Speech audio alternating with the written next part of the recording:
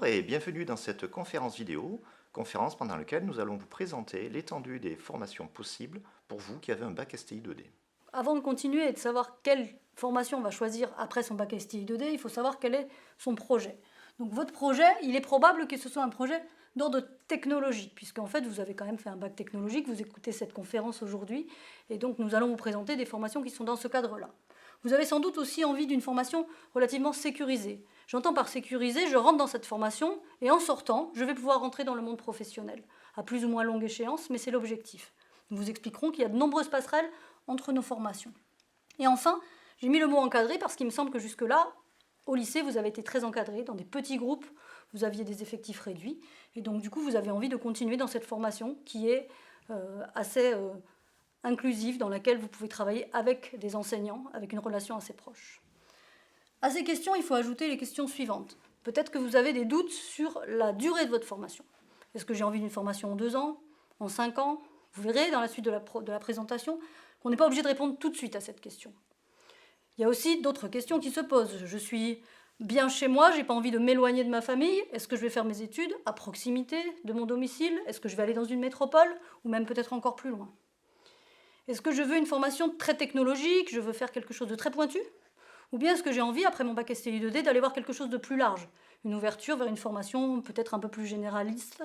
Il est important aussi de se demander si on veut étudier des matières plus théoriques ou beaucoup plus appliquées, c'est-à-dire rester sur la technologie avec quelque chose de très pratique, ou bien aller un peu plus loin et se poser des questions sur des méthodes beaucoup plus théoriques et imaginer un spectre un peu plus large. Et dernière chose, c'est important aussi, comment je vais être évaluée? Est-ce que j'ai envie d'aller dans une filière dans laquelle il y a des concours, ou bien est-ce que je veux quelque chose de beaucoup plus en contrôle continu et proche de ce que j'ai fait dans le lycée, par exemple? Vous avez ici le schéma qui présente tous les parcours qui vous sont offerts après le bac STI 2D. Le bac STI 2D, c'est ce trait. Vous avez la première sortie d'insertion professionnelle à bac plus 2, la deuxième à bac plus 3 et la dernière ensuite à bac plus 5. Latéralement, maintenant, on va avoir les formations où la durée va être variable, du BTS qui est à 2 ans, avec une insertion possible directement après le BTS, le bachelor universitaire de technologie à bac plus 3 avec là aussi une insertion professionnelle possible, puis les différents cycles licence-master qui sont en 3 plus 2, avec une insertion sur le master pro ou sur le master de recherche, puis ensuite à bac plus 5 normalement, les deux grandes possibilités d'école d'ingénieur, soit à prépa, soit à prépa intégrée. Par rapport à ça, vous avez deux dispositifs particuliers. L'ATS, qui est une année de prépa que l'on fait après un bac plus 2, donc par exemple le BTS. Cette année-là est une année de préparation pour intégrer la première année d'école d'ingénieur. Donc on se retrouve ingénieur en 6 ans, ou si vous avez besoin d'un renforcement particulier en méthodologie ou disciplinaire, entre le bac et le début des études, vous pouvez faire une CPES qui va vous apporter des compétences diverses et variées pour être mieux préparé à l'avenir. On va vous dérouler la présentation de toutes les formations en commençant par la gauche, c'est-à-dire la formation à l'INSA de Toulouse, qui est une formation d'ingénieur en 5 ans avec ce qu'on appelle couramment une prépa intégrée. En fait, ce n'est pas vraiment une prépa intégrée, c'est vraiment une formation sur 5 ans. Et on intègre donc à l'INSA de Lyon et à l'INSA de Toulouse des bacs technologiques et des bacs STL, directement après le bac. Donc la formation est la suivante, elle se déroule en 5 ans dans ce sens-là. La première année, les étudiants des bacs STI 2D sont que entre eux. C'est un groupe spécifique qui ne contient que des étudiants ayant cette formation-là. Elle contient des bases scientifiques, mais aussi des sciences humaines, de l'activité physique et sportive, et toute une préparation à l'insertion professionnelle qu'on appelle le parcours professionnel individualisé. En fin de première année, les étudiants ont 2 choix. Soit ils s'orientent vers de la construction, donc plutôt les domaines de génie civil et génie mécanique que vous connaissez, ou bien les domaines du numérique, au sens large, à la fois le numérique, l'informatique, mais aussi l'automatique ou l'électronique. Ce choix étant fait, les étudiants sont encore, et c'est pour ça que mes cases sont rouges et grises, à mi-temps entre bac techno de façon totalement spécifique, et ils commencent à s'intégrer au bac S, qui sont la majorité de nos étudiants à l'INSA de Toulouse. Et à partir de la 3e année, les étudiants entrent complètement dans le même cycle que les étudiants qui ont un bac S pour terminer la scolarité sur 5 ans. Quelques spécificités de l'INSA de Toulouse. Les étudiants ont l'obligation de partir 16 semaines à l'étranger. Et puis, il y a de nombreux stages. Le premier stage arrive en première année, c'est un stage ouvrier, puis des stages en 4e et en 5e année qui sont beaucoup plus technologiques et qui sont, pour finir, un stage de formation d'ingénieur. Très souvent, les étudiants qui ont fait la filière FAS, il faut savoir que cette filière existe à Toulouse depuis 15 ans, vont vers les diplômes qui sont les suivants: ingénieur en génie civil, génie mécanique, automatique électronique et informatique et réseau. Savoir aussi qu'un génie civil et génie mécanique sont des formations qui se font aussi en apprentissage, quelque chose qui est très attractif pour les étudiants ayant un bac STI 2D. Dernière chose, on intègre aussi des étudiants qui ont fait un bac plus 1 ou un bac plus 2 avec un bac STI 2D et on les intègre en 2e année directement en numérique ou en construction. Donc à mon tour de vous présenter la classe préparatoire aux grandes écoles, donc TSI, Technologie, Sciences Industrielles. Donc cette filière s'adresse exclusivement donc, à des élèves de STI 2D ou de STL vers les écoles d'ingénieurs. Donc en 2 ans, on vous prépare donc à des concours réservés, puisqu'il y a 800 places réservées dans 100 écoles d'ingénieurs, du type INSA, Arts et Métiers, les CESI. Cette formation est essentiellement théorique, malgré cependant les activités pratiques en sciences de l'ingénieur, en informatique, en physique, en chimie. Avec un projet mené également sur 2 ans. Pendant cette formation de 2 ans, vous avez un projet appelé les TIPE, qui sont des activités en petits groupes, des activités pratiques. Le bachelor universitaire de technologie accueille des bacheliers STI 2D au même titre que des bacheliers scientifiques.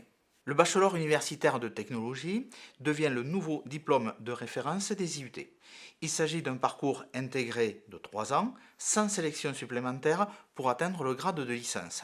Le diplôme est donc désormais aligné sur les standards internationaux et facilite les échanges avec les universités étrangères. Le cursus s'articule autour de mise en situation professionnelle, de périodes en entreprise sous forme de stage ou d'alternance qui peut se faire sur des contrats de 1 à 3 années. Généralement, la 3e année sera en alternance, éventuellement la 2e année.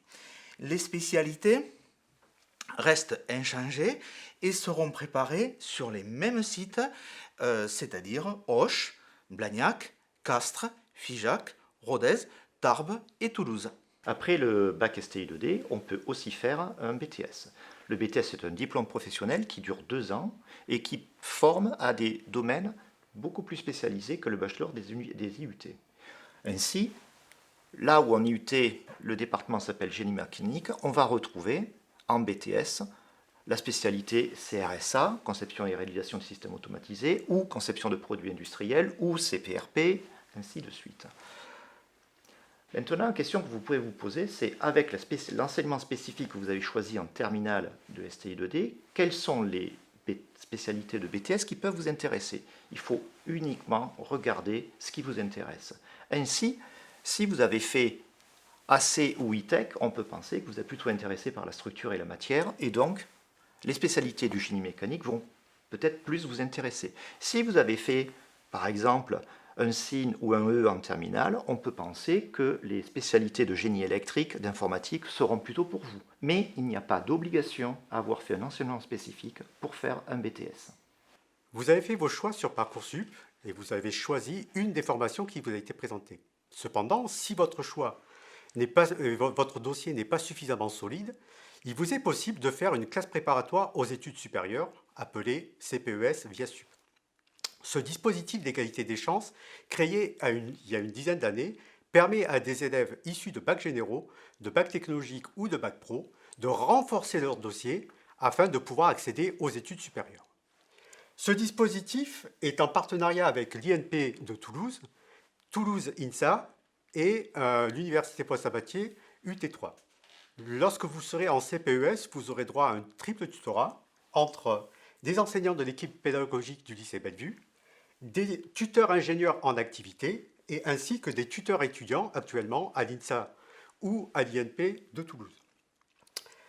Cette CPES va vous permettre de renforcer vos compétences en matière scientifique et technique, de renforcer votre projet personnel grâce à la découverte des métiers et de formation, ainsi que des insertions ou des immersions dans le monde de l'entreprise.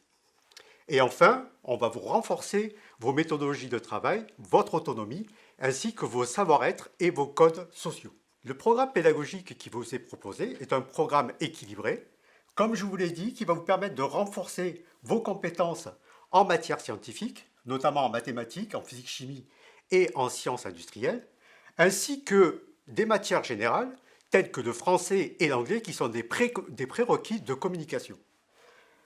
En plus de ça, vous aurez droit à un coaching personnalisé, des ateliers de sophrologie et de bien-être pour vous sentir mieux et préparer au mieux votre projet personnel et votre projet professionnel. Je vous ai parlé en introduction de la sécurisation des parcours. Donc l'idée, c'est de voir que toutes les formations qu'on vous a proposées jusque-là ont des passerelles entre elles. Et le mieux, c'est de l'illustrer par des exemples. Voilà. J'ai un étudiant qui s'appelle Mathieu, qui était rentré à l'INSA de Toulouse.